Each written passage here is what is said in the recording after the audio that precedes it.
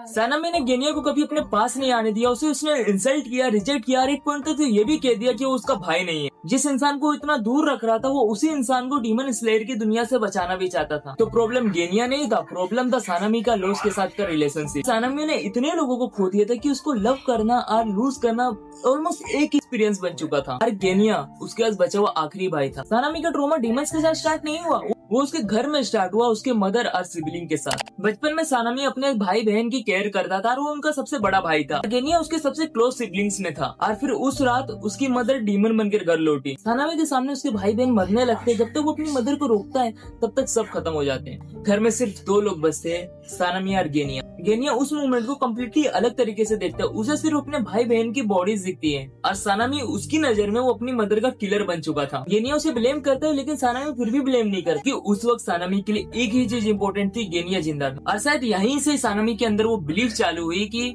अगर उसे किसी को जिंदा रखना है तो उसे दूर रखना पड़ेगा। लेकिन इस बिलीफ की कॉज बहुत बड़ी थी। सानामी ने अपने फैमिली को लूज किया और उस लूज के बाद उसके पास ग्रीफ प्रोसेस करने का कोई हेल्दी वे नहीं था। तो सैड होता तो एंग्री हो जाता, डर लगता तो और एग्रेसिव हो जाता, और गिल्ट होता तो खुद को और ज्यादा पनिश करता। सानामी की एंगर उसकी पर्सनैलिटी नहीं था, उसका वो डिफेंस मैकेनिज्म था। क्योंकि ग्रिफ को फील करना मतलब उन सबको फिर से याद करना, और एंगर में वो यादें कंट्रोल में रहती है। इसी वजह से जब वो डीमंस को हंट कर रहा रहता है तो वो डीमंस को नहीं मार रहा होता, वो उस वक्त वो हेल्पलेसनेस को मार रहा होता, जो उस वक्त अपनी फैमिली को लूज करते वक्त फील की थी। फिर गेनिया उसके सामने एक और डेंजर बन के आता है। नॉट बिकॉज गेनिया डेंजरस था, बिकॉज गेनिया मैटरेड। गेनिया भी डीमन स्लेयर बनना चाहता था। और यहाँ वही पॉइंट है जहाँ सानामी का अपीयर फिर से एक्टिवेट होता है। सानामी ऑलरेडी जानता था डीमन स्लेयर बनना क्या मतलब रखता है, मौत और परमानेंट इंजरीज, हर मिशन में किसी को लूज करने का चांस। और गेनिया वही पाथ चूज कर रहा था। सानामी के लिए कोई नॉर्मल सिबलिंग डिसएग्रीमेंट नहीं था, उसके दिमाग में एक पुराना पैटर्न रिपीट हो रहा था। मेरे क्लोज लोग डीमन की वजह से मर चुके थे, अब गेनिया भी डीमंस के सामने जा रहा है। सानामी को ये एक्सेप्ट नहीं था, लेकिन वो गेनिया को ये नहीं कह सकता था कि मुझे डर है तुम भी मर जाओ। तो सानामी अपने फियर को वर्ड में एक्सप्लेन करने वाला इंसान नहीं था।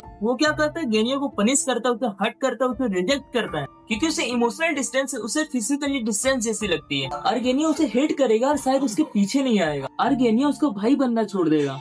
शायद सानामी को दोबारा भाई खोने का डर नहीं रहेगा। लेकिन यहाँ सानामी की सबसे बड़ी साइकोलॉजिकल मिस्टेक होती है, उसने प्रोटेक्शन और रिजेक्शन के बीच के डिफरेंस खो दिया।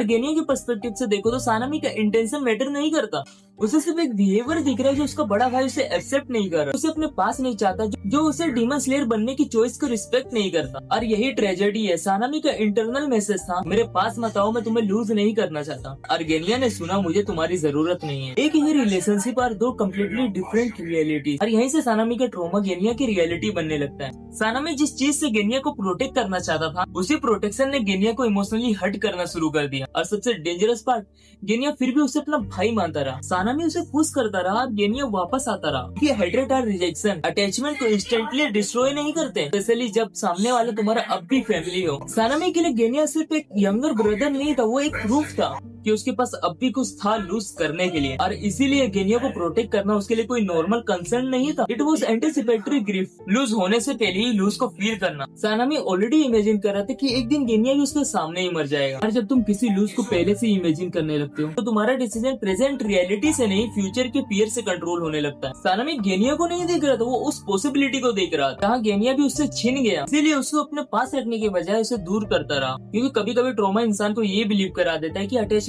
कम कर दोगे तो पेन भी कम हो जाएगा। कभी कभी कुछ ज्यादा रिलेटेबल लाइन मार देता हूँ, लेकिन अटैचमेंट कम नहीं होती, सिर्फ रिलेशनशिप हर्ट होता है। और सानामी की स्टोरी में डिफरेंस बहुत इंपॉर्टेंट है। गेनिया से डिस्टेंस बनाने के बाद भी सानामी ने कभी उसे इमोशनली छोड़ा ही नहीं, उसने बस प्यार को प्रोटेक्ट करने के नाम पे हाइड कर दिया।